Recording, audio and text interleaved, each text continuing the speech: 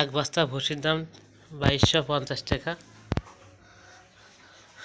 আর এটিতে আছে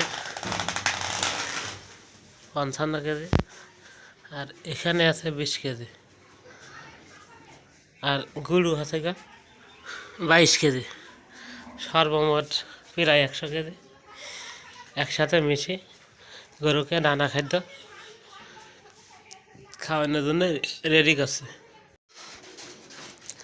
যে উপাদানটা বেশি ওই উপাদানটা প্রথমে আগে ছিটে নিতে হবে নিচে, আর যেটি অল্প সেটিও পরে দিতে হবে।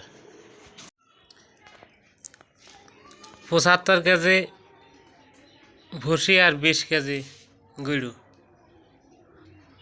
মোট 95 কেজি। গুঁড়ো 15 টাকা কেজি আর ভুসি আছে 41 টাকা কেজি।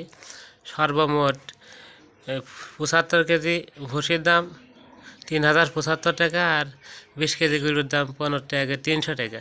তাতে মোট 3375 টাকা।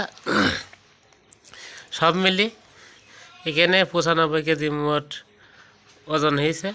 এটি 35 টাকা 58 কেজি পড়ছে।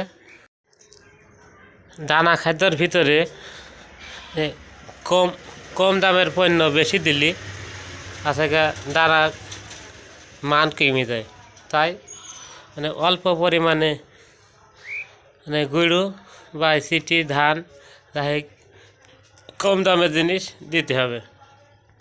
তবে ভালো হয় 100 কেজি দানার মধ্যে 50 কেজি বা 40 কেজি ভুসি বা গম, 20 কেজি ভুট্টো বা ধান, 20 কেজি গুঁড়ো আর 5 কেজি খোল, এইভাবে বন্টন করলে ভালো হয়। 1 কেজি ডিসিপি এইভাবে দিলে দানার মান ভালো থাকে।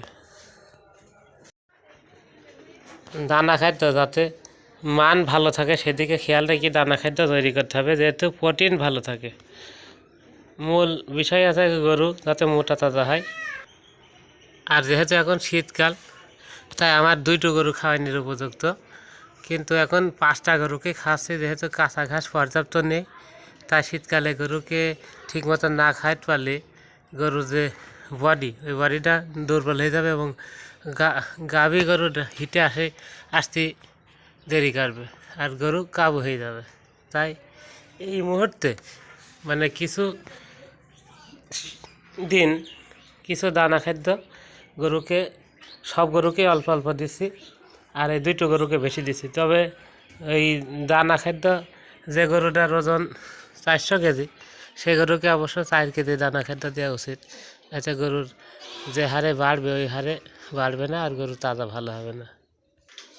তবে এই মুহূর্তে আমি পর্যাপ্ত দানা খাদ্য দিচ্ছি না, আর মাসখান পরে যদি ভালোভাবে তাজা করতে হয় অবশ্যই একটা গরুকে 4 কেজির থেকে 5 কেজি দানা, ভালো প্রোটিনযুক্ত দানা খাদ্য দিতে হবে।